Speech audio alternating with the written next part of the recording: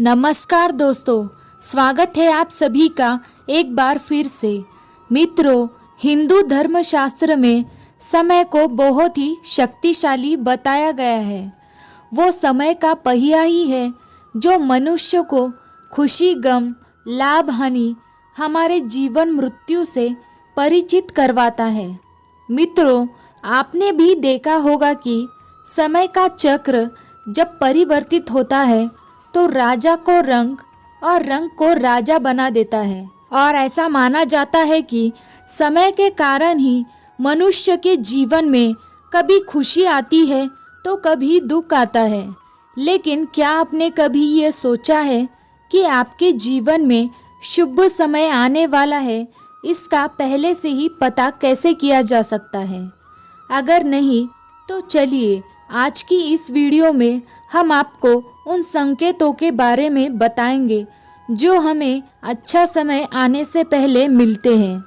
हिंदू धर्म ग्रंथों में वर्णित एकक कथा के अनुसार जब एक दिन नारद जी भगवान श्री कृष्ण से मिलने आए तो उन्होंने श्री कृष्ण से पूछा कि हे नारायण, कृपया करके ये बताइए कि कोई भी मनुष्य अपने जीवन में आने वाले शुभ समय के बारे में पहले से ही कैसे जान सकता है?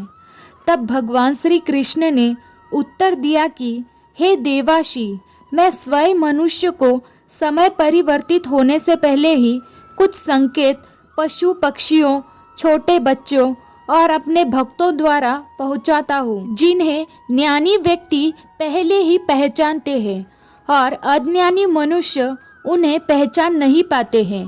देवाशी, इन संकेतों में से सबसे पहला संकेत ये है कि जब किसी मनुष्य की आंखें ब्रह्म मुहूर्त में खुलने लगती है और उन्हें ईश्वर का स्मरण स्वतः ही होने लगता है, या फिर मनुष्य को ऐसा भी प्रतीत होने लगता है कि उन्हें कोई और किसी दिशा की ओर ले जा रहा है, तब ऐसे मनुष्य को समझ लेना चाहिए कि आने वाले समय में उनके भाग्य का द्वार खुलने वाला है और उन्हें कामयाबी की नई राह मिलने वाली है।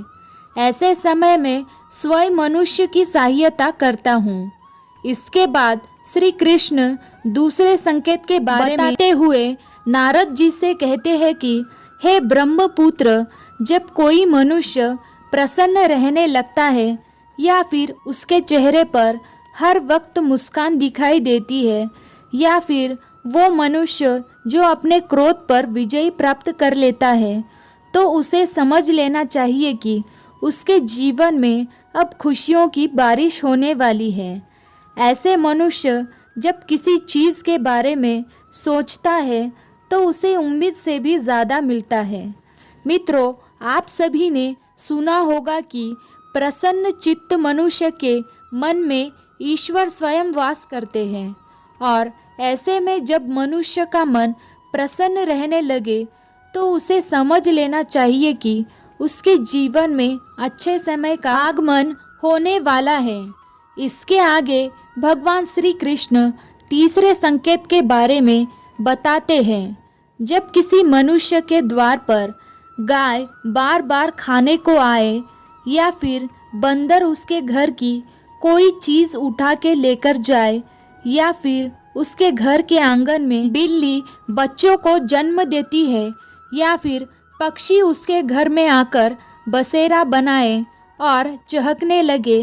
तब भी मनुष्य को समझ जाना चाहिए कि उसका अच्छा समय आने वाला है और वो अपने जीवन में नई नई ऊंचाई छूने वाले हैं। इसके बाद चौथे संकेत के बारे में बताते हुए श्री कृष्ण कहते हैं, जब किसी मनुष्य के घर पर छोटे बच्चे बिन बुलाए बार बार अगर खेलने लगे, या फिर उन्हें देखकर बार बार मुस्कुराने लगे, तो ऐसे में उस मनुष्य को समझ जाना चाहिए कि उनका आने वाला समय खुशियों से भरा होने वाला है और नए रिश्ते उनसे जुड़ने वाले हैं। मित्रों, आप सभी ने बड़े बुजुर्गों को ये कहते हुए सुना होगा कि छोटे बच्चे ईश्वर का रूप होते हैं। पांचवें संकेत के बारे में बताते हुए श्री कृष्ण कहते हैं कि जब मनुष्य के खर्च पर कमी आने लगे और धन प्राप्त करने के स्रोत अपने आप दिखाई देने लगे, ऐसे में उस मनुष्य को ये जान लेना चाहिए कि उसका बुरा वक्त जाने वाला है और उसके घर में स्वयं लक्ष्मी वास करने वाली है। श्री कृष्ण छठे संकेत के बारे में बताते हुए ये कहते हैं कि मैं मनुष्य को भेजता हूँ जिससे वो जान सके कि उनका अच्छा समय शुरू होने वाला है। जब कोई इंसान हाथ में आरती लिए हुए भगवान की पूजा कर रहा हो और उसे ऐसा प्रतीत होने लगे कि भगवान उसकी तरफ देखकर मुस्कुरा रहे हैं, तो उसे समझ जाना चाहिए कि उसका अच्छा समय आने वाला है। सातवां संकेत को